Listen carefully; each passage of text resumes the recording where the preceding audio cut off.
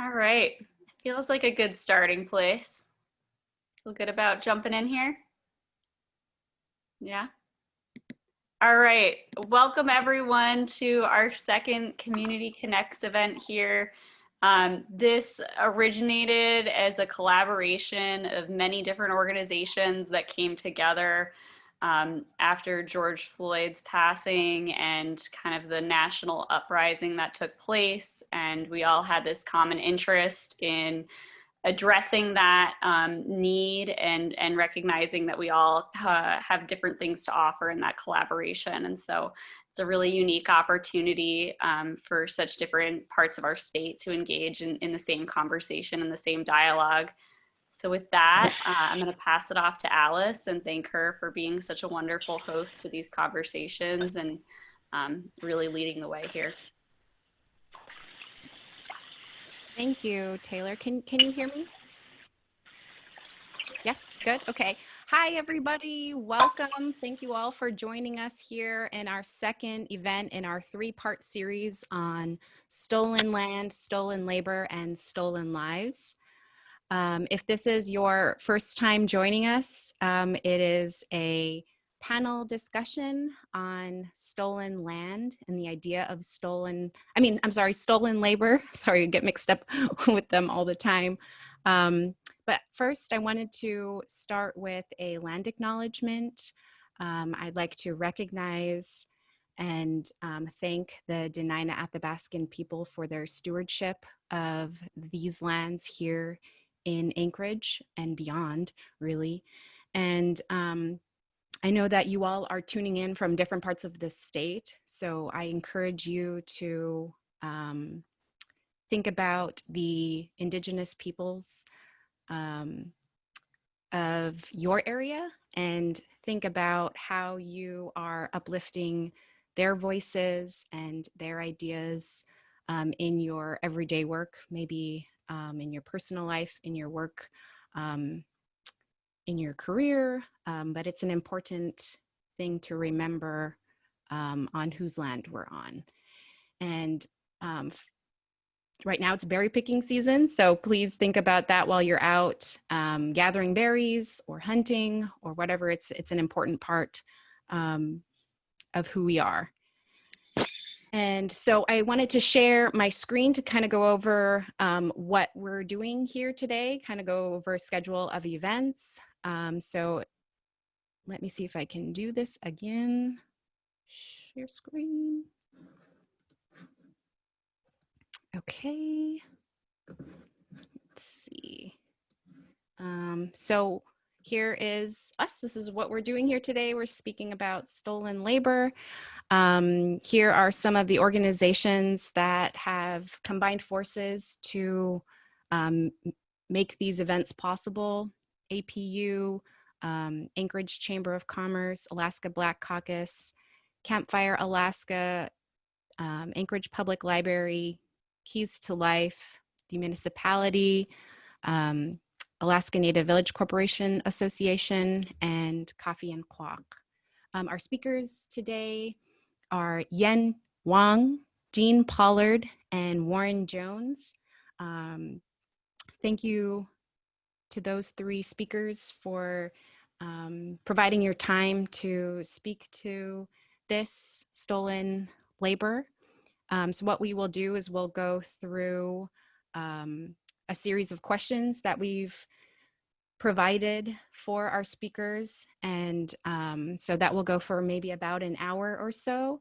And then the last 20 to 30 minutes will be a Q&A session where we will invite all of you listeners, Zoomers, to ask questions and engage with our speakers. And we'll close it out from there. And here is what we kind of have going on, what I just said. We also have some resources provided for you to look into these themes, these ideas a little bit further. So here are some of our questions that we've come up with and that we will be discussing throughout this panel discussion. And let's let's see. Oh, and I need to I need to introduce our speakers, our wonderful panel speakers. Okay, so our first speaker is Wang. And Yen was born and raised in China and moved to Alaska in 1986. She is an educator. She was an adjunct professor teaching Chinese for UAA and has been a teacher at Bartlett High School for over 20 years. She was a key developer of the Chinese programs at ASD's Bartlett High School and Begich Middle School. And she's got a lot of, what do they call it? Accolades, I guess you could say. She was a finalist for the National Language Teacher of the Year, the Pacific Northwest Council for Languages Teacher of the Year, and the Anchorage Education Association Teacher of the Year, and the Alaska Language Teacher of the Year. Thank you, Yen, for being here. We appreciate you. And then, so our next speaker is Jean Pollard. Jean Pollard is a retired school counselor and administrator. Her experience in both education and history have led efforts to raise awareness about the African American troops who helped to construct the Alaska Highway during World War II. Thanks to her work as the lead organizer for the Alaska Highway Memorial Project, the story of African Americans in Alaska during World War II. It's paved the way for the modern civil rights movement. Her work has been instrumental in making sure that it is now taught in schools all across Alaska. Thank you, Jean, for being here. We appreciate you. And our third speaker is Warren Marok Jones. Warren was born in Bethel and is Gwich'in and Yupik. He grew up in the Nome area until his family moved to Palmer in 1989, where he spent the rest of his childhood in the Mat-Su Valley. He's a commercial fisherman, pitch salesman, and Marine Corps infantryman. He served in Operation Iraqi Freedom, and after leaving the military, studied political science and philosophy. He's been involved with ICC, Inuit Circumpolar Council, studying hunting and fishing law. He is an Alaska Salmon Fellow with the Humanities Forum and the former Governance Fellow at First Alaskans Institute. He is also a steward of Northern philosophy, the idea that the North has its own unique epistemology, ethics, and more. He studies culture, physics, and complex systems. He's an award-winning journalist and published poet. Thank you, Warren, for joining us here today. We know that you have a little tiny baby at home, so thank you for taking the time to speak with us, and maybe we'll hear from baby later too. Welcome, everybody. Thank you so much. I appreciate it. We've got some really amazing speakers here today. And so with that, I would like to get started and kind of open our discussion here about stolen labor. And so our first plan of events is to establish what slavery, the definition of slavery is. Because I think that in many ways, when we think of slavery, our thoughts go to one place and one place only, and maybe it's stuck in the past. But slavery shows up in many different ways, and it shows up in many different ways today. So I'm going to share my screen with you all. Share screen. Okay. And here we go. So I'd just like to open it up just to make sure that we open this discussion with the definition of slavery. And this is just something I Googled, just a couple minutes ago, really. Slavery and enslavement are the state and condition of being a slave. A person is enslaved when a slaver coerces him or her into working for them and is deprived of the opportunity to leave. Some examples of modern slavery are these things below, if you can see my screen. So I'd like to open that up to our panel speakers if there's anything they'd like to add or elaborate about this idea of stolen labor and slavery.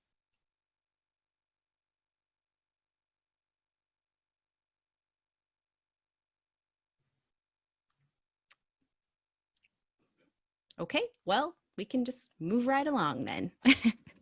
And so the first question is for our panel speakers is how do we see stolen labor show up today?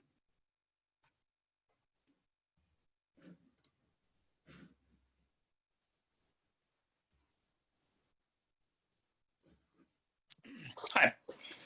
So I guess I'll start if nobody minds. I was kind of hoping somebody else would start because I was feeling a little uncertain about how my example would relate, but I actually like it because it almost doesn't relate to anything that you mentioned about me, which was, I know it was something that I sent you. But I think one of the most important things about myself, especially in the last 11 years, was that I spent the last 11 years being the primary caregiver for my kids. And so being essentially the stay-at-home dad, and on that list there, I saw domestic servitude and stuff like that on there. And I think that, I really consider that to be a really important part of my education, mostly because I learned just how much work it was, right? Like, it's just it's a lot of work to stay at home and to raise kids and all the things that go into it, and I really I get a lot of compliments being a man and, being like the caregiver and whatnot. Like, people, they notice it a lot, and I get compliments at the grocery store and things like that, and encouragement on how good that I'm doing and things like that. And so it got me thinking a lot about, just how like invisible, undervalued, and unappreciated that part of our society is, when arguably it's the most important thing that we do, if you were to give a hierarchy of, things that are important in this world, I think you could arguably point to that being one of the most important things, because almost everything else you could point to would be dependent, on human beings there to either receive or to, move on with it. Right. And so, raising the next generation and raising them well and raising them with good values and giving people the space and ability to do that, I don't think is possible, when we don't recognize it in the first place. You know what I mean? Like, it's like this really obvious thing, we don't get a choice in it for the most part, but, to me, that's one good example of stolen labor that we see. I mean, in our nation, like I said, being a direct beneficiary of the patriarchy here, I can see it, right? Like, I go, okay, so this is an entire part of our society that's completely undervalued or not valued at all.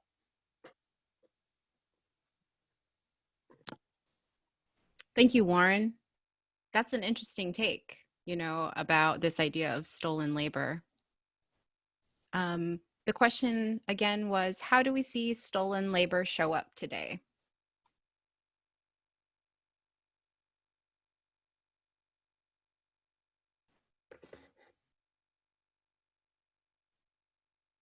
Would we like to hear from Yen or Jean?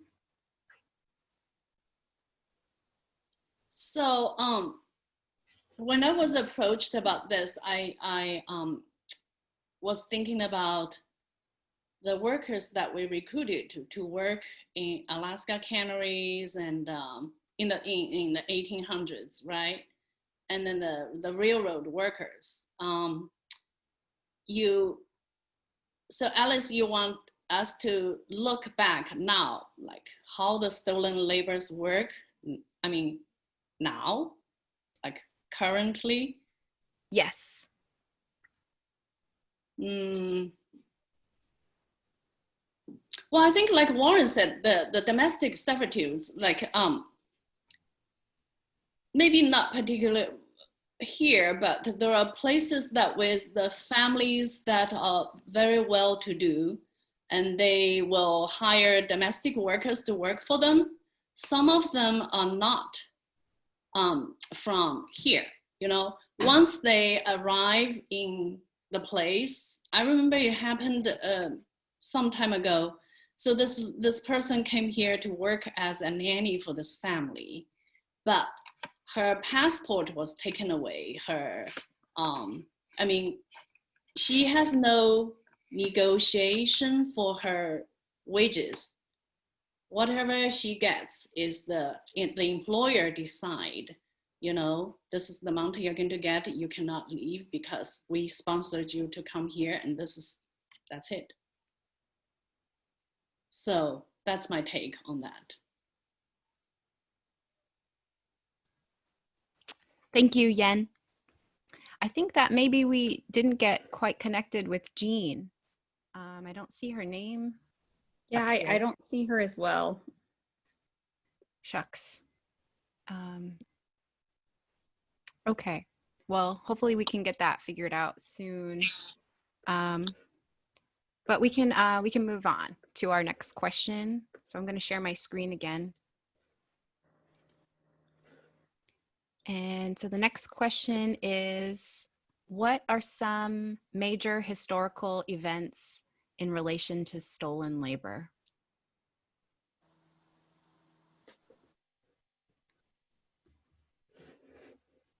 Yeah.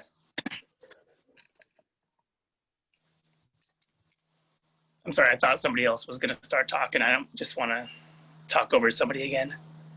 Go ahead, Warren. Well, I mean, I think Yen just mentioned a really good one, you know, and I think that when she was talking about the cannery workers, and I think in some respects that even, you know, translates to the modern world, because when I was before I did commercial fishing, I was actually a cannery worker. That's how I ended up getting on a commercial fishing boat. And, you know, the cannery workers, at least at this time, you know, like I'm 43 now. This was when I was 18 and 19. But, you know, at least back then, the cannery workers were primarily, you know, non-white people, you know, and if they were white people, they were poor white people. You know, there was people that I worked with there that had just gotten out of prison and things like that and couldn't get work anywhere else, you know, and that is, at least back then, I can't imagine it has changed that much, but it was very, very poor paying work, you know, and I wonder whether or not it would be worthwhile to make the distinction, you know, like whether or not, you know, if you're not paying somebody what they're worth, you know, or the, you know, for whatever value that they provide, you know, is that in some sense stealing too, you know? And I wonder a lot of, because sometimes it feels like a lot of what we do in this country is just like sanctioned stealing, you know, like we just do it like we have like this, I'll think of the word that I was going to use earlier, but it's just kind of this idea that, you know, it's like this friendly exploitation, you know, where it's like this, we're expected to exploit one another, but there's bounds by which we do it, but those bounds don't necessarily apply to everybody, you know? So anyways, I know that's like leading into the first question, but I thought, you know, that the historical example of the canneries is a really good one.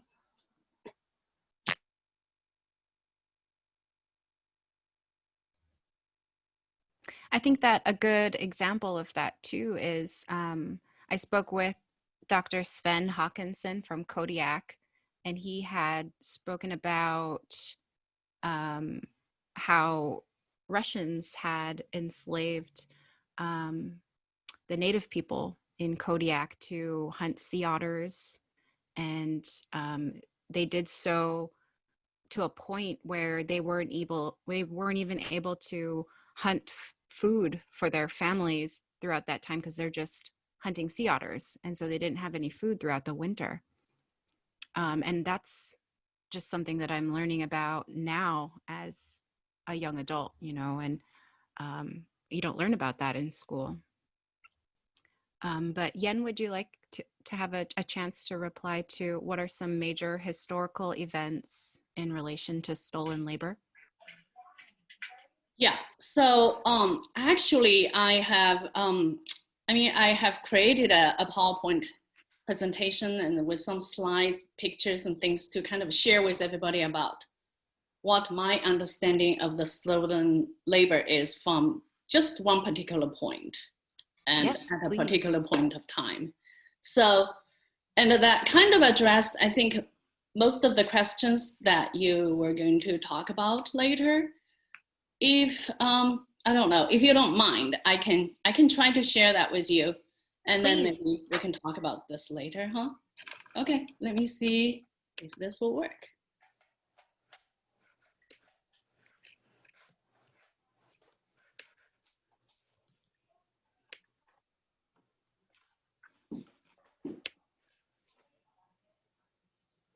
Just to redo something.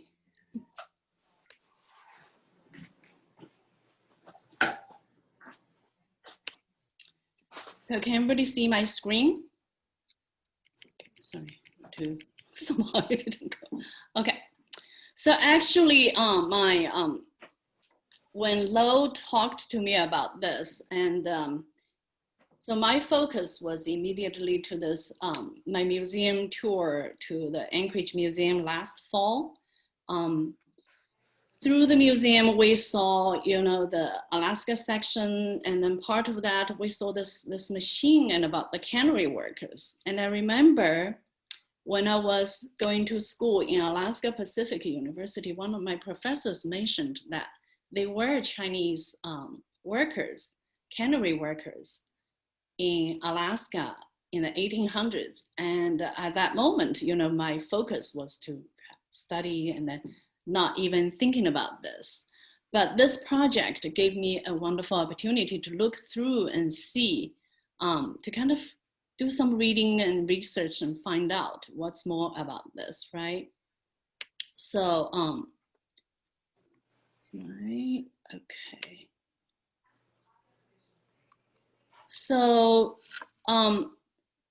the Chinese cannery workers actually started working in Alaska around 1878.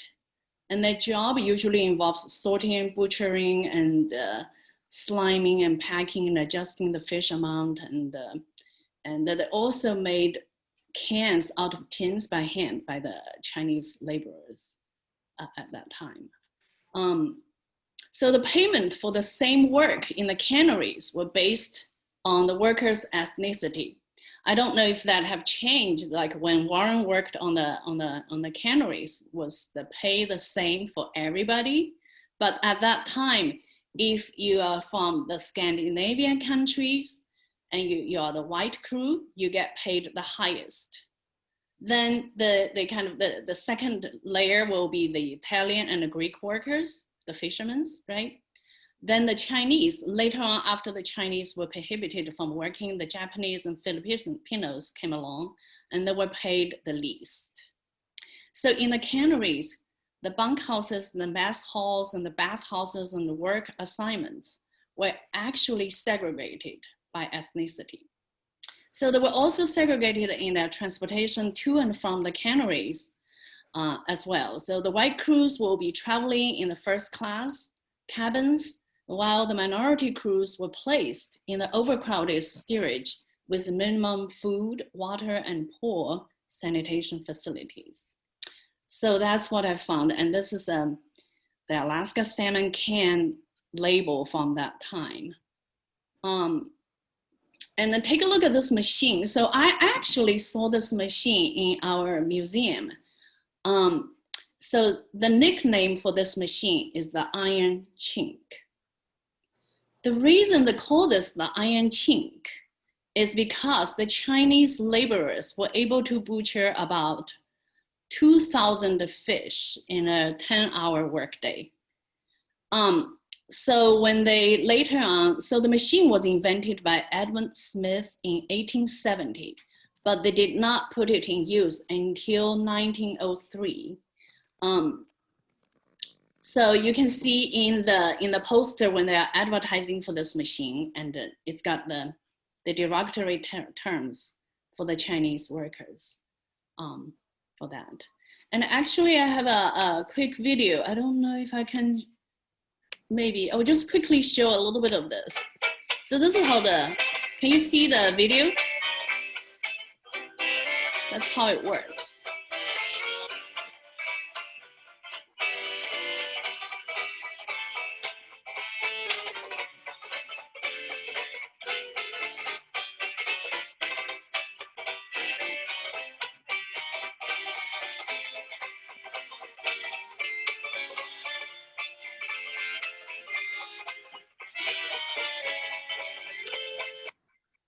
So you can see that how the Chinese laborers were treated. I mean, they were barely slaves, right?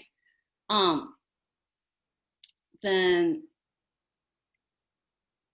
everybody probably recognized this wonderful university, right? And I've always wondered, where did the name come from, right? I visited a campus a few years back and it's a beautiful place, right? So this is a picture of Leland Stanford and his wife, Jane Stanford, and their young son, Leland Stanford Jr. So Leland Stanford is he was one of the builders of the US Transcontinental Railroad. He actually acquired a lot of immense wealth from the railroad building business, right? He maintained enormous vineyards and owned a large horse racing ranch near Palo Alto. But in 1984, his young son passed away from typhoid fever when he was 15 years old. So, and that's their only child. So the Stanfords decided to found and endow the Stanford University. That's how the university came about. Okay?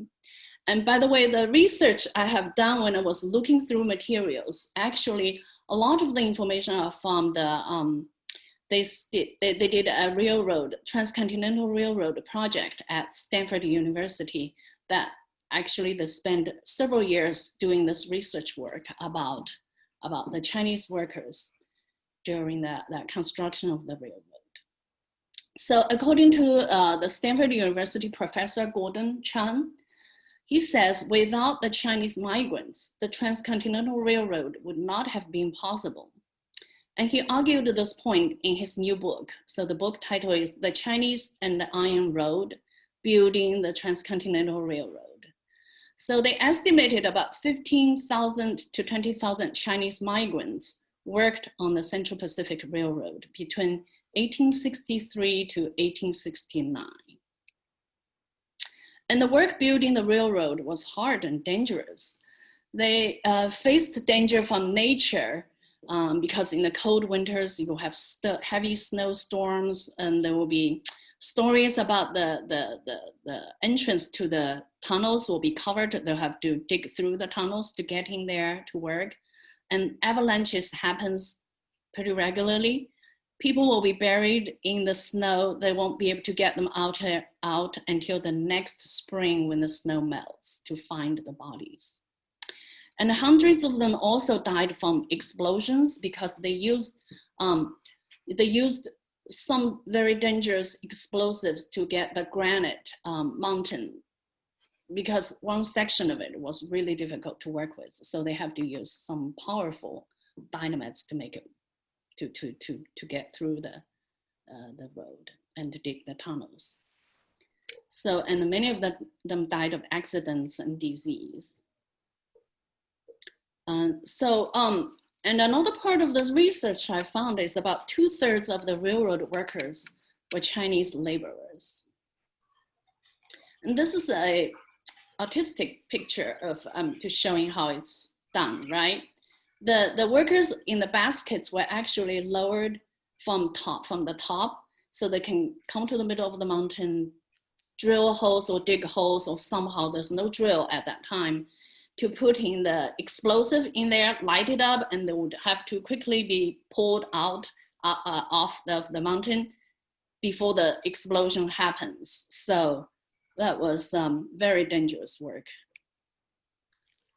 And then one of the interesting research I found is this 10-mile in one day.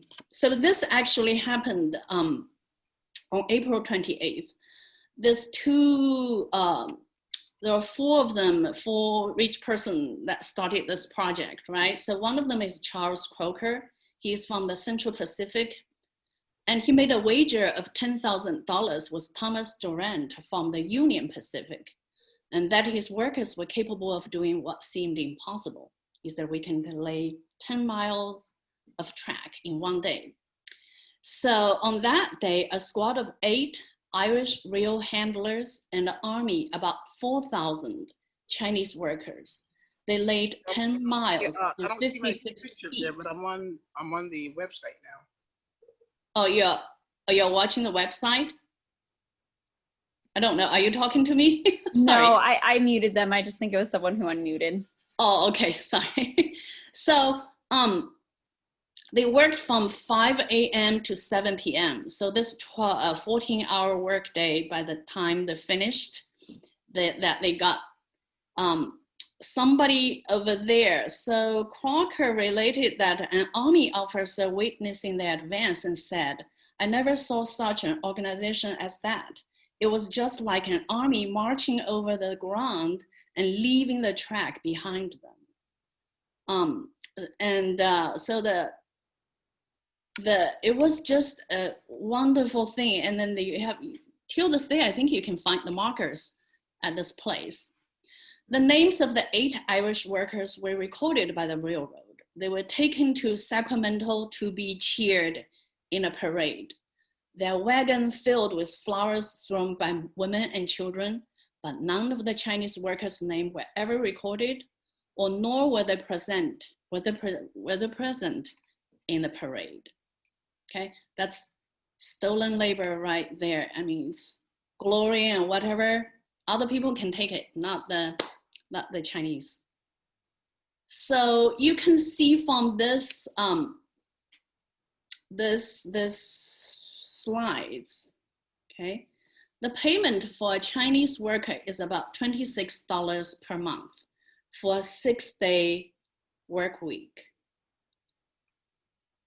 And they will pay you a little bit more, like $1 per month if you work in the dangerous tunnels. Okay. Chinese workers work longer and longer hours than white workers, and they have to pay their headsman or contract for their own lodging and food. They have to supplement with whatever little food they were given. It's mostly rice and something. And then the workers would have to buy extra stuff themselves, okay? But the Central Pacific provide their white workers accommodations, like their food is usually more nutritious, like beef, potatoes, and milk. So normally the Chinese workers made about 2/3 to a half of their white workers' wages. So you can see at the end of the celebration of the railroad, it's completed. The two sides have met.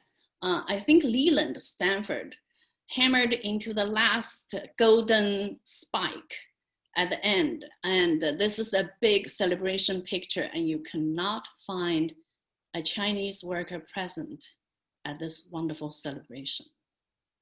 Okay, there were some studies about this person with his back turned towards the camera and somebody over here, but there's a hat blocking his face. They said maybe those two are the Chinese workers, but why 2/3 of the workforce were the Chinese workers, but there's no face showing in this place, okay?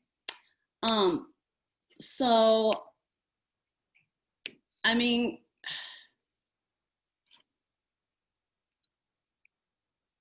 so sadly, the names of the majority of the Central Pacific Chinese laborers are lost to history because most of them were not listed in the company's payrolls. And then only the 8 Irish workers from the 10-mile day were specifically recognized, and we know that. inspect the fact that 2/3 of the Central Pacific worker crew were Chinese. They were largely absent from the picture, right? And to add injuries to insult, many of these same Chinese workers faced discrimination and hostility as an anti-immigration sentiment grew in US.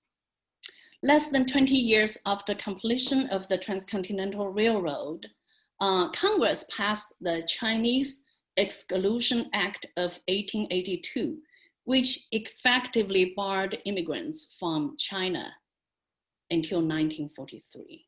So after 1882, there were no more Chinese workers working in the canneries as well. They were replaced by the Japanese, and later on they were replaced by the Filipinos. Because after the Spanish-American War, Philippines becomes part of the US. So they brought in the cheap laborers from Philippines and worked the canneries as well. And then, so the Japanese and Filipino workers were treated the same as the Chinese workers, you know, segregated, and lowest pay and so on. So, so that's my study from this, which is a lot of this is, you know, very shocking for me to read and find out. Anyway, so that's my take on this project. So I'm very grateful for having this opportunity to share what I found with all of you. Thank you. I will get out here. Thank you. Wow, that was really informative. I appreciate that so much. And I know that you kind of already started on it, but I'm going to move on to the next question. Unless, did you have anything you had to add, Warren? No, I'm good. But Warren, yeah, go ahead. I will mute. No. Thank you very much, though. That was informative, and I enjoyed that very much. Yeah. So our next follow-up question, and Yen spoke a little bit about it, was how are stolen labor and economics connected? You know, seeing that railroad being built, I mean, that's just like revolutionary, you know, and that had to have so many amazing benefits, but to just underpay those workers, and it opened up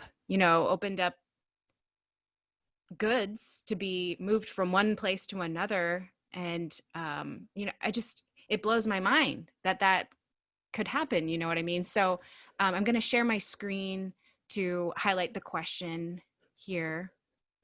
How are stolen labor and economics connected? How does it create wealth, and how does it contribute to economic disparity?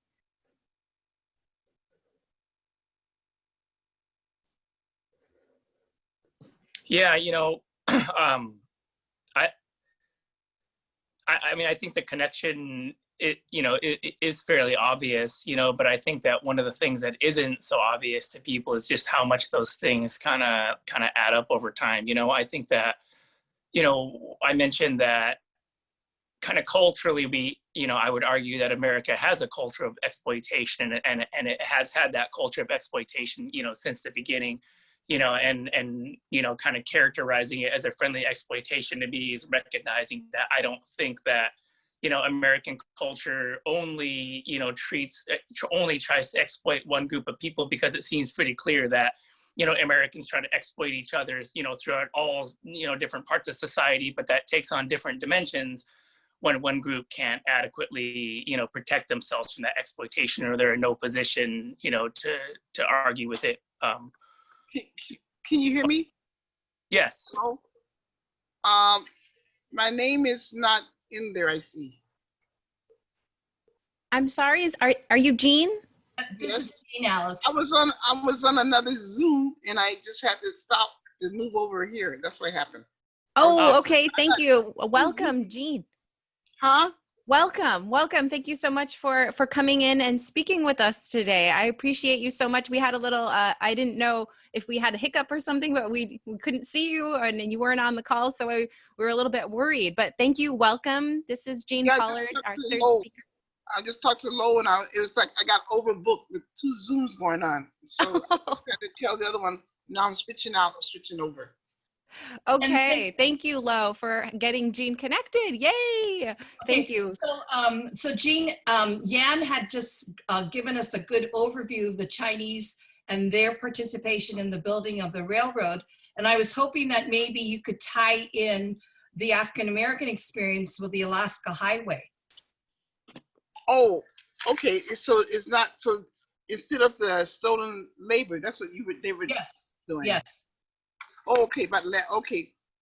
Take my gum out then.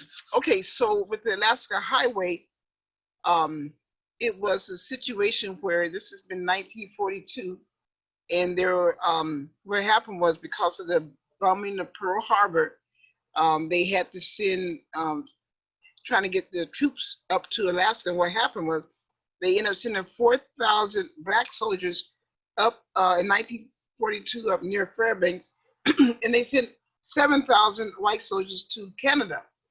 And so the story, the way here it goes, is that what was happening is that they didn't want to allow the Black soldiers to go into the town of Fairbanks or any town because they felt that if they did, that they might mingle with either a native or Eskimo or someone white. And that's why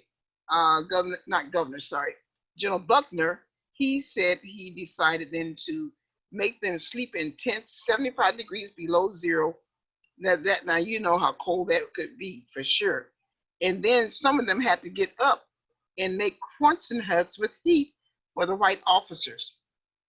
And all that, and the reason why they had to build this road is because of the bombing of Pearl Harbor. And they said the Japanese were coming in through Attu and so forth, and they had to get equipment there real quickly. And that's how they did it. They couldn't do it unless they had a road to have the equipment come in. And that's why they end up doing it that way. And so it ended up here like I said, over 400 of these soldiers froze to death, by the way. And it wasn't until it was later on, General Buckner, it's like at the end, somewhere at the end, he changed his heart, it seems like, because then he realized what happened was they had to do this, as they were doing the road, build a bridge over this Russian running water. And it seemed like no one was able to do it. And so he gave them, like say, an ultimatum. If they could build this bridge over this running water, it was, cold, icy cold. They had to get down in there and do it. Then that was his way to say, okay, then I will let you go back earlier, like ship them back to, from there. And so they took the bet, and they amazingly, they were able to actually, they said they even bet their paychecks that they could get it done, because they were saying it's going to take so long, like how many weeks. And these soldiers, the Black soldiers they had hired, they did it like within hours, unbelievable. They couldn't believe how fast they were able to build that bridge over that running cold, freezing water in such a short time. And that's when he changed and started realizing how good they were. In fact, what was happening, sometimes their equipment was being stolen.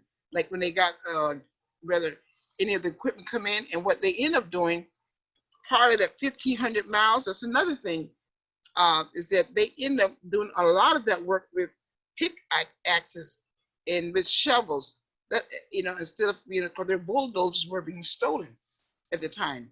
Now that's why what makes the story even more, exciting to see what they went through and so forth, and still they survived through all that, except for the ones that end up freezing, overnight through all that.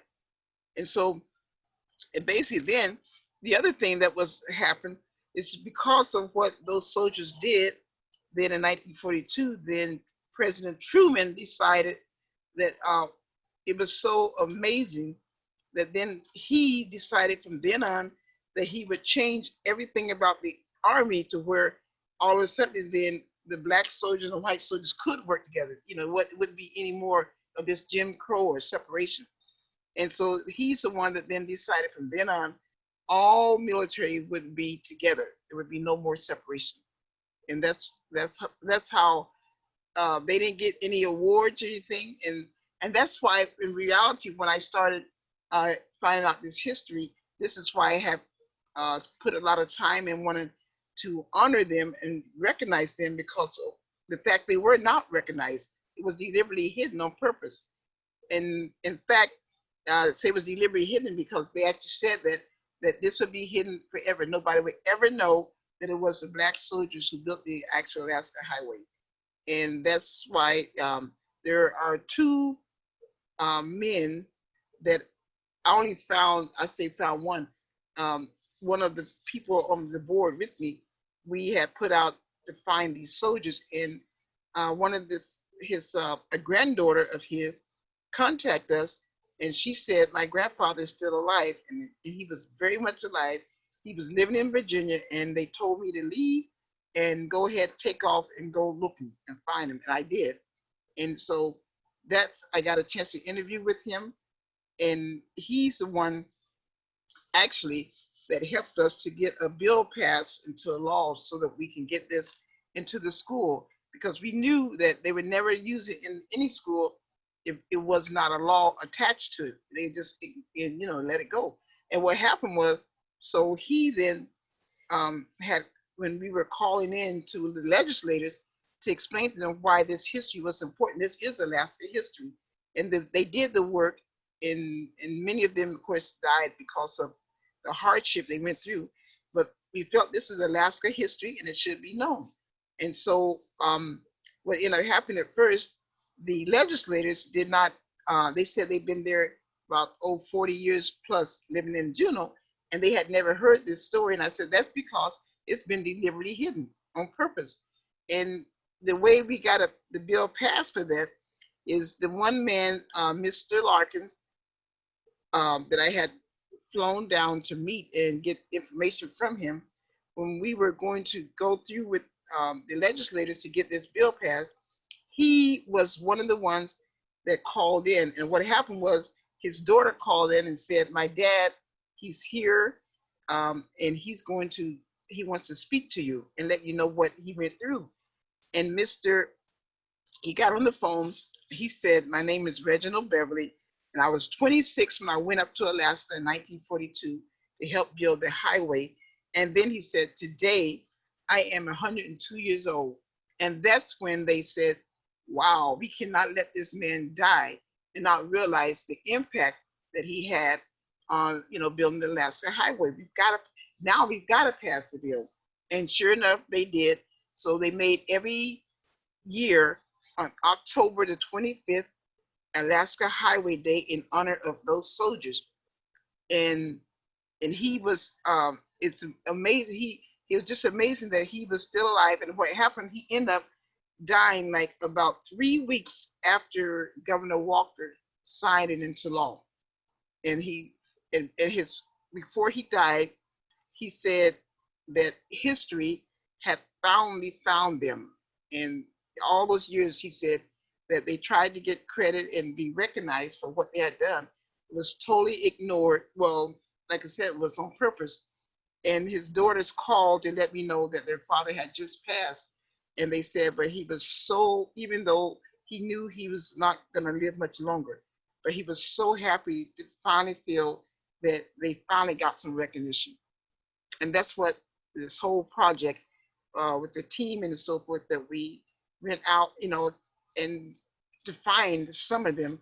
And we only actually found, say, 3 of them alive at the time. And we haven't stopped looking, because even our feeling was this, even if they were all dead, because that's what they told us at first, that they're all dead, don't even look. But my feeling was, if they were all dead, they still have some family members, I'm sure grandchildren, great-grand, living. And at least then they could be honored, because of what their father and grandfather did. We would still want to recognize someone just to let them know that we appreciate what their grandfather did.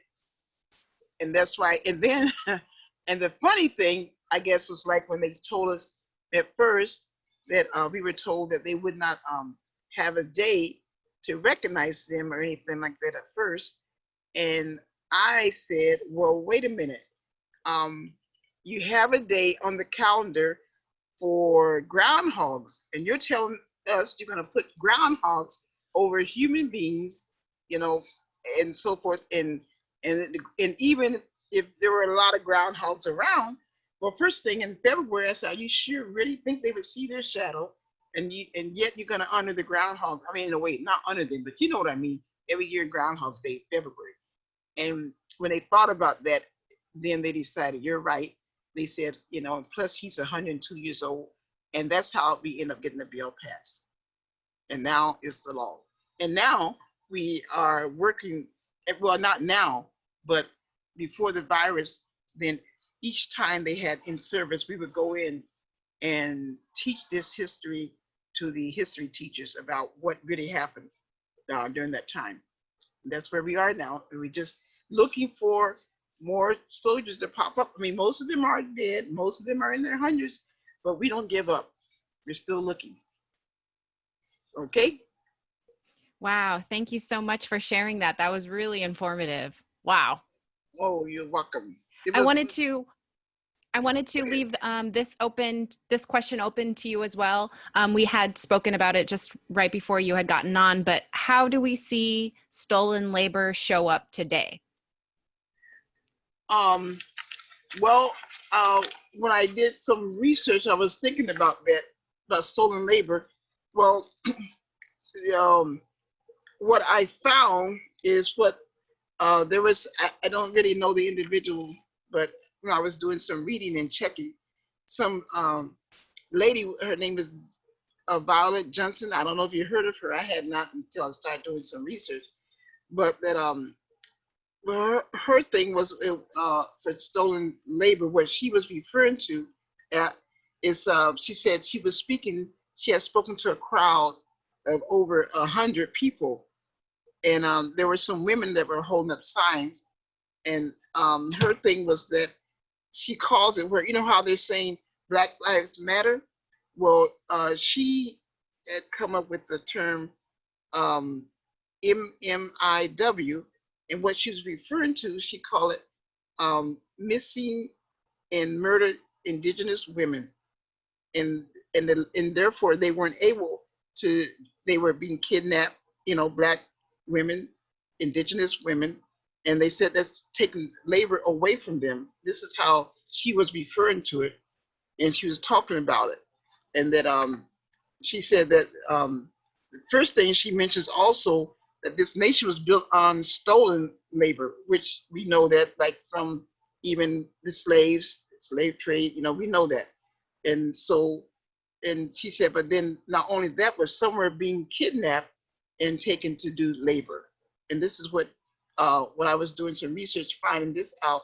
And then she goes back, and this is pretty much not new, but I mean, she must not, it hasn't been a long time, I guess she put this out, because she also went and wrote about, highlighted George Floyd, which we know was just a couple of weeks ago, and about the Black community being killed or having police brutality going out, and she still said missing and murdered Indigenous women. This is taken away from what could have happened, labor they could have been doing, things they could have been doing, but by this stolen labor, but they mean the people that they were killing was taken away from the work that they could have been doing. And she calls it MMMIW. Thank you. Thank you, Jean. Yay, I'm so glad you made it onto our panel discussion. I appreciate it so much. Okay, did we interrupt Warren? I'm sorry, you were answering a question, I believe, and I think we might have interrupted. No, that's okay. That's okay. I mean, and I guess it kind of ties in. All I was talking about was about, how there has always been a culture of exploitation, And what I was going to say is that, you know, that it continues on into the modern day. You know, of course, there are things that we don't allow anymore, right? You know, but then, you know, every little place that they can exploit, every place that you can find to do it, you know, you'll find it. To this day, I think, in lots of different places. You know, and I guess where I was going to go with that, you know, was that it was because, you know, we had this opportunity in the beginning to kind of like have this different way of engaging with the world, right? Because colonial states were by their nature exploitative, right? You know, like, you know, England was directly exploiting all the places where it had colonies. You know, they were exploiting the resources. In America, they were, I mean, everywhere, they were exploiting the people directly, you know, and I do think that a lot of that kind of like colonial culture, you know, is part of the foundational culture in America. And so, you know, I do think that, you know, the kind of the idea and problem of stolen labor would definitely continue to today. Thanks, Warren. Yeah, I recently had worked on a film documentary project about the enslavement of indigenous peoples, the untold story of that, and how, you know, that Native Americans were being enslaved as workers in the home in the early 1700s and 1800s, really, and it's not talked about. You know, it's not a story that's shared. And at the time of the Spanish conquistadors moving through, you know, what is now the United States, they were enslaving indigenous people on the pretense that they weren't real people because they weren't Christian, because they didn't believe in Christianity, that they were allowed legally to enslave indigenous peoples to work in mines in very dangerous conditions, and which I think is a story that hasn't really been told as much either, which is, you know, a great project. And so that film, it's a short film documentary that we worked on last year, and it's coming out soon, near the end of around fall, I think maybe in October or November. I can't wait to share that with you all. But yeah, so that's another part of history that, like, this is why we have these panel discussions, is to share these knowledges and this education that we don't receive in mainstream schools, and a lot of these things we're learning as adults, but it's still obviously very important to know our history and how we got to where we are today. You know what? I had, in fact, the only one who had heard this before was local. I shared this at one of our meetings or somewhere a long time ago about. I feel like my family is like, we're like the United Nations. That's what I tell everybody. Lo, I think you probably remember. I even spoke about it a long time ago, because I have interracial marriages in our family. I have like 3 beautiful like nieces. There's a group. One set is Black, white, and Samoan, and then there's another set, Black, white, and Asian. And then I have this nephew that's up in Fairbanks. He's Black, white, Mexican, and Native. I mean, what a you know, it's awesome. And I think my parents, because they grew up in a situation in the South where there was a lot of racism and tension and so forth, and yet they raised us to not be that way against anyone. That people, we're human beings, you know. And I really always think about that, how my parents, in fact, I hope you don't mind me sharing, am I talking too much? I'll share one more thing with you. Well, when my older brother, by the way, this is a true story, when he was getting married, it just so happened, he was marrying this white lady, and her mother was very racist, and she called my mother and said, please do not let your son marry my daughter, because we don't believe in that. And I remember my mother said to her, well, we didn't raise our children that way. we raise our children, people are people, and whomever they love is fine. We have no problem with that. And so she and my brother, they got married anyway. And her mother then, that was the only child she had, true story. And her mother decided then she just disowned her daughter. And then when her daughter got pregnant, my sister-in-law, she told me, she said, Jean, my mom said, now that I got pregnant, then she's completely going to disown me now unless I divorce your brother and put the baby up for adoption, which she refused to do either one. And so her mother just denied her. And she would cry often and come to our house, you know, and it was very sad. And it ended up, though, my brother passed away, and then she ended up moving out of state for a while, but then she came back. And the reason why I'm sharing this part, let you see how sad this was, is that she came back, and we because we had never met her mom or seen her, when they sent her body back to Alaska and we went to the funeral, there was a lady there that we didn't know was her mother, but I heard her say, where is this Jean? And I turned around and this lady was walking towards me, and when she got close to me, she said, so you're Jean? And I said, yes, I am, and who are you? And she said, that's my daughter in the casket over there. And I said, oh my goodness, you know, because now after all these years, we finally see her. And then she said, that's all my daughter wanted me to do, is to be all together as family. And now we're all together, but she's gone. I mean, it was very sad. And she was just crying. Then she said to me, I want you to come see me. She gave me her phone number and her address, where before we could never, you know, do that. And it just touched her. And she said to me, you know, like, wow, I was raised that way. My dad made us like that. I was, you know, and I said, well, you know, like, I'm not against you like that. You know, that's just the way it was. That's where you grew up. And she said to me, she said, you're a very nice lady. You're so forgiving. And I said, well, that's what you should do. And I had no problem with that. And then, though, it just so happened this grandson that she didn't want to meet or see, he's grown now. I mean, he grew up and everything. And then she said, I want to see him now, because now her daughter's gone. And I told him, and the first thing he said, he said, well, I don't want to see her because she made my mom cry all the time. She hurt my mom. And I said, well, that was the generation she grew up in. You know, don't be angry with her. You know, that's just the way she was raised. But she wants to make it up to you now. Anyway, to make it short, I'll fast forward. So anyway, she ended up in the hospital, and my nephew, I took him over there to see her. And when he walked in, she asked him to come closer, and she took his hand and said to him, I'm so sorry. I was wrong, and I'm so sorry. And she then asked him to forgive her, and he did. It was very touching. He did. And then she took his hand and pulled him closer to her right there at Providence Hospital, and pulled him closer, kissed him on the cheek, and said, I'm so sorry.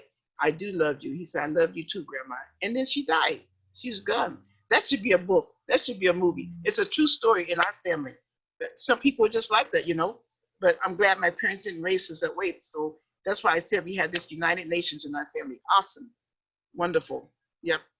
So anybody else, you know some friends out there, just tell them, hey, you know, you got to forgive. You got to be, you know, we're all human beings. I would love to see the day come that we're just human beings, not just a particular, you know, like anything different. We're all human beings, period. Just get along, because that's the way I grew up. Now, you didn't plan to hear all that, huh?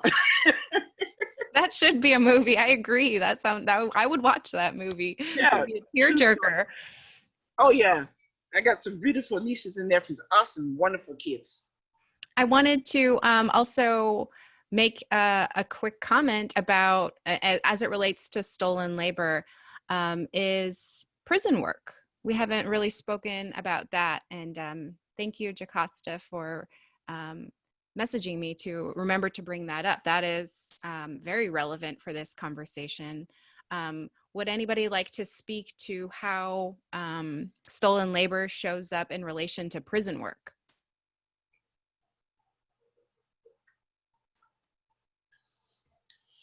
Well, I haven't read the book, but I heard, and maybe you heard it too, there's a book out that says, they refer to, I don't know if it's a book or a movie, but basically they're describing where they said another form of slavery is jail. It's a book out about that. So I think that's what it is. There's, you know, saying, well, they're making, you know, it depends on what the charge is while they're in jail, but it's like a form of slavery, what they're going through. Now, some of them have nice little, I guess, in the jail, but a lot of them have to do a lot of work that, like chain gang, I guess that's what you call it. And so so they feel like, in a sense, they're in slavery, the things they're having to do in that situation. Maybe their crime wasn't even that big, but yet they're in jail. And, you know, so I don't know how that works out, but there's a book out. That's the name of the book. I haven't read it, but that's what it's called. Another form of slavery is jail. I think that there's a Netflix, or I don't know if it's specifically Netflix, but there's a movie out called 13, and it's about the 13th Amendment, I believe. And they do talk about that.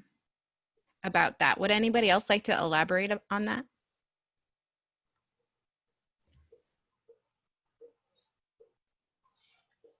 Sure. 13th. Hi, this is Caucus. Yes, I was going to say that. Yeah, it's the 13th. It's by Ava DuVernay, and it's very powerful if you haven't watched it. So it walks through the pathway of the 13th Amendment being ratified, which it truly does allow for slavery. It makes slavery illegal unless you have committed a crime. And so that is the loophole that it keeps slavery within our nation. And then from there, we have seen it as in the prison systems where it has gone from non-paid work that, you know, and has gone to some type of payment, but it's really pennies on the dollar. And someone even mentioned in the comments too how it has become a part of the infrastructure of some states. So California, for instance, uses their prison system as firefighters, and during this time of COVID, they're having this duality with it because they're having a lot of individuals in prison who aren't able to go out and fight the fires because of the COVID restrictions, and them actually getting COVID. So it's just that continuation of suffering and that labor force. So you think about, we need firefighters, thus we need people in prison, and then you can just kind of see the trickling of the laws, you know, and the imprisonment rates, because we're feeding into this labor force. So, you know, connecting the dots there, it can be pretty powerful, and that documentary really displays it. Thank you, Jocasta. Okay. Thank you, Alice, you're cool. Thank you. Thank you, Jean. I appreciate it. That means a lot from you. Wow. Thank you. We have one more question before we get into our Q&A, and it looks like we're going a little bit over our time allotted for the question or the discussion round, but that's okay. It's good. So I'm just going to share my screen to go to our last question before Q&A. And here it is. How does stolen labor impact quality of life? Well, I mean, I think one of the clear ways, I can't remember if I finished that thought earlier, but I kind of alluded to it, you know, is that like all these little things add up, you know. There's story after story in this country about how, you know, social mobility was purposefully denied to people. And one of the easiest ways to deny people social mobility is to not pay them enough to be mobile, socially mobile, you know, and, you know, yeah. So that's where I was going with that. You know, it was just this idea of that.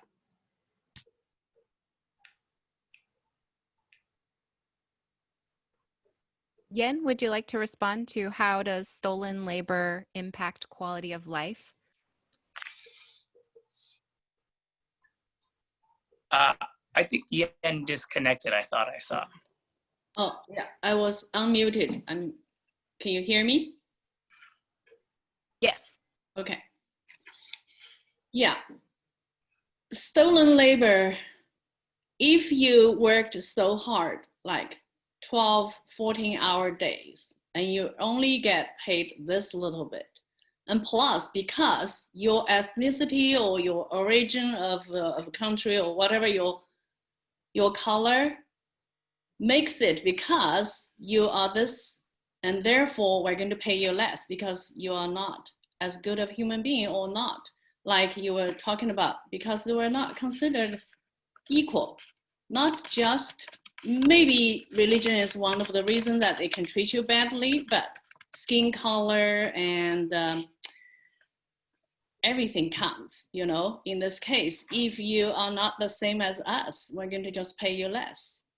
I mean, look at the Amazon workers, right? Jeff Bezos is the richest man alive this day, right? How much is he paying his workers? I mean, BP has been in Alaska for how long? How many of the our resources are taken by them? And they have become this huge company, right, with so much money, but they are the people that live on this land and the people who worked for them. Maybe some of them, like BP job is considered a good paying job, right? But compare with how much the company is making with that. Yeah, that's a big impact for, if they will be willing to share a little bit of their wealth with their workers, right? The social mobility, like Warren is talking about, will be very different. I don't know. I had a friend that told me this from Texas. Now I don't know if it's true or not, so don't quote me on it. But when you mentioned that, I was thinking, because she said that some of her uncles, they had anyway got into America, okay, were able to do that, and that they were billing the hotels in Las Vegas for with the now President Trump. And they told me that they were, anyway, they did a wonderful job. And when they went to get paid their money, what they were given, according to them, it was not what they were told that they were going to get for building this wonderful hotel, right? And so they were going to go, they said, and report him for not paying them what they were worth. And he said, you go ahead, if you do that, then I will deport you, you know. And they backed away, but they were telling me about, so that's like a form of the stolen labor too, because they did the work, but they didn't get paid the price for it. So like I said, I don't know for a fact, but this is what they were telling me. So it could be true, maybe not. But I don't think they were making it up, you know, because I've known them for some time, but that's what they said. So that's a form of stolen labor to them in that sense. Right. Okay. Thank you. Thank you for your responses. I want to now open up to all of our listeners to do a Q&A with our panel speakers. Are there any questions that anybody would like to ask? Well, this doesn't have anything to do with maybe the labor part, but it's just general, like what can a group do, period, just for America to really be just people, you know, like that, you know, not mistreating anybody, race, color, just human beings, they're human. Yeah, what can we do for there? That would be interesting to find out. Change the whole America the way it should be. We could start by telling the truth. You know, I think both of the stories that you told with regard to stolen labor in Alaska, I mean, a lot of that has to do with just even lying about who did the work. You know, yeah. I mean, I'm sure we've all all had some experiences during our lives of somebody, you know, taking credit for or saying that they did work that you did, or not even getting acknowledged for it at all. You know, I think that's definitely a form of you know, stolen labor. And, yeah. You know, so, I mean, that's what I was saying. You know, I think that one of the things that we could do as a nation and as America is just start by telling the truth. You know, I mean, it feels like so much of the history that I was taught, you know, I mean, I wouldn't call it an outright lie, you know, but it was at least a little lie. And to me, little lies lead to big lies, you know. And so I don't, you know, just tell the truth about who we are. and where we came from and what we've done, which doesn't, you know, that might entail having to do something to heal that rift that we've created, you know, but it's got to start with the truth. Mm-hmm. Right. That's cool. Well, I certainly enjoyed this. Thanks. Where did Lo go? I'll say thanks for Lo getting in touch with me on the other Zoom. I'm over here now. But thanks. Yeah, I really enjoyed talking to all of you. You're wonderful people. You know, we're all wonderful people. And you're wonderful people. I'm just meeting you all. You're cool. Oh, Yes. thank you, Jean. Thank you for, I mean, you must be really busy jumping from one Zoom to another. I know. I didn't realize it was, I know Lo had mentioned to me. For some reason, I think we were all going to be together, and somehow I forgot. I'm sorry. I apologize. No. Just got busy. Totally fine. Yeah. Okay. Does anybody else have any other questions that they'd like to ask?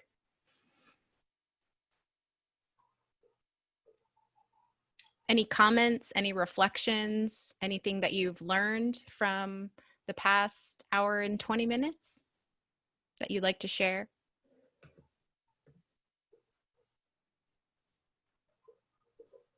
I'll add a little something. Jean, I know you know this, but one of the, there's a side note to the Alaska Highway work with the black soldiers working on the highway.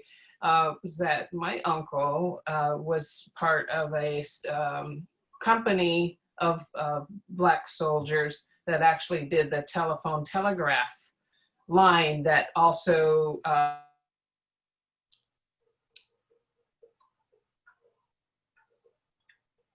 follow the Alaska Highway route, also put in by a contingent of black soldiers in Alaska. So I've actually got some photographs that he took because he actually had a camera that and he took a lot of photos of the soldiers. Oh, really? And one of the pictures that he has of in what I have now of the photos, he's dead now, but one of the pictures was of I think it was someone with frostbite on their feet, but as I understand, they were not given the best boots to protect their feet. So there was a lot of what they call foot rot. Yeah, that's true. And frostbite, but he happened to take a picture of someone laying on a gurney of his feet, and I was like, "Oh my God!" But that was in Canada, I think. At the time, they were on the Canada side. Oh, was your dad? You say he was a part of with the Alaska building the highway too? Not my dad. This is my dad's brother, my uncle. Oh. They were both in the Army, but my uncle actually was with the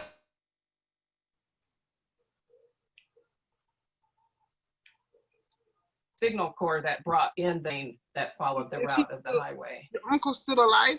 No. If so, they'd be 100. They're all 100 years old. They were. Yeah, he was a couple years older than my dad, and my dad is gone now too. So I do have photographs. And Vivian, you're Vivian, right?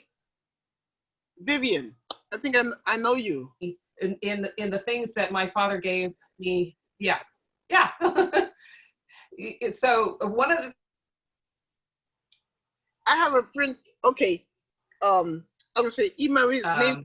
A document that said he was the rightful owner of his camera, and I thought that was so odd.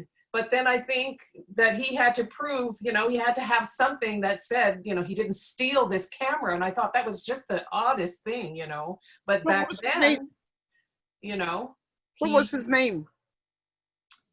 His name is Granville Hicks. Hicks.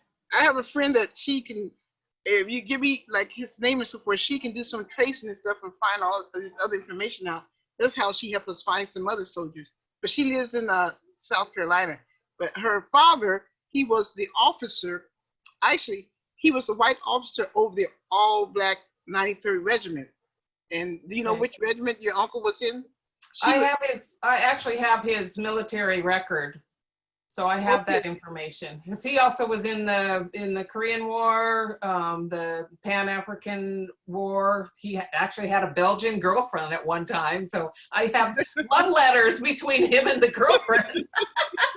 Well, Vivian and Jean, you guys should exchange phone numbers and have a. Oh yeah, Vivian, give me your number. Yes. Yeah. That's part of my. Huh? But one of the things, Alice, can you remind us about the resources? Because next week we're going to have a chance to reflect on what the three panelists said.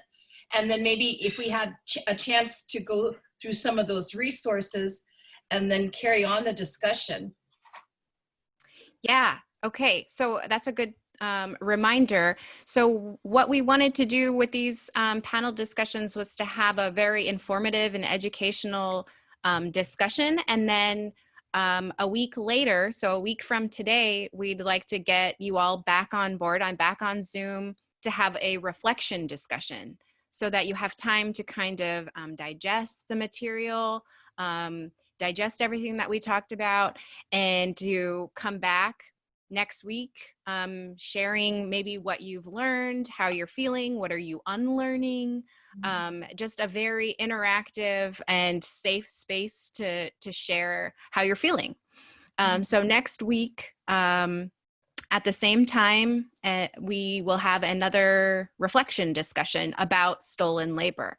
And here, if you look in the chat, Taylor has put in some of the links to register for that discussion. And then we have another panel discussion in the future on stolen lives. So that will be the third part of this three-part event series. And here are some resources in our Google Doc. And there's a link to that too in the chat. So we just wanted to provide extra information for you all to read up on, to, I don't know, listen to podcasts, books, all that kind of stuff, just to get your juices going and to maybe interact with one another at the reflection discussion, to come to the table with ideas and yeah, just to have a good place to digest and share. So, Taylor or Alice, do you want us to leave the resources in the chat so people can look it up? Yes, please. That would be awesome if you can do that. We'll be sure to save that and keep that in our files too. If you can do that in the chat right now. Wow. So, okay, Vivian, what's your number? Oh, Okay, we'll get Vivian's number. yeah. So what? 351-5413. That's my cell. 351. 5413. We have Okay, all the participants getting your phone number down Oh, right now. geez. Oh no. Vivian, you can put down your number in the chat and just put the two just to Jean. Oh, okay. Yeah, to Jean. Yeah. But So Jean will get it. mine is really easy. Okay, 7. Really, I'm serious. Yeah, it's very easy. Let me show you how easy it is. It's actually okay. Mine's very easy. 764, and then the last 4 spells the word sing, like a song. 764 sing. See how easy that is? Now I used to have a singing group for real. They had to leave their voice message in the song. Oh, that's just comical. Oh my goodness. Here we go. Okay, well, I wanted to, we have about like 4 minutes left on this Zoom call. So does anybody else have anything that they'd like to add? Any reflections, anything that you've learned, and any questions that are just burning? Please ask them now.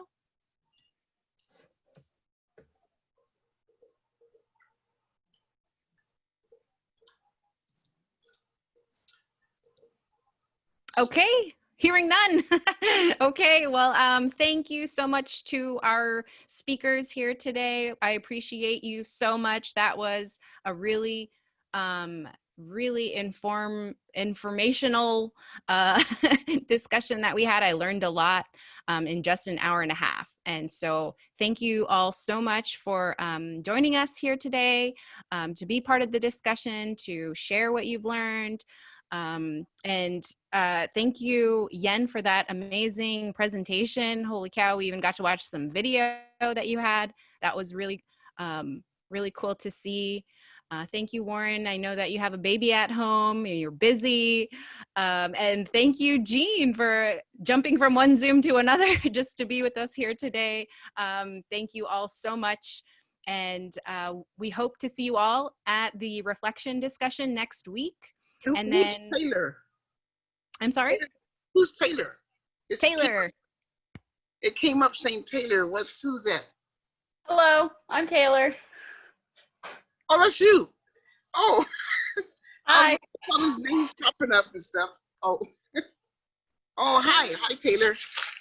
Hi, Young. Is it Yan? Alice. Yes, that's me. And I know, Lo and Maria. Hi. Cool. Okay, well, thank you all. Thank you all again. Please join us next week for our reflection discussion, and then next month for our Stolen Lives panel discussion. Any last words from any of our other organizations, collaborating organizations? Taylor, Mary Jo, Shirley? I don't know if Shirley's on. Thanks for hosting. Yes. Thank you, everybody. All right, have a great evening. Cheers.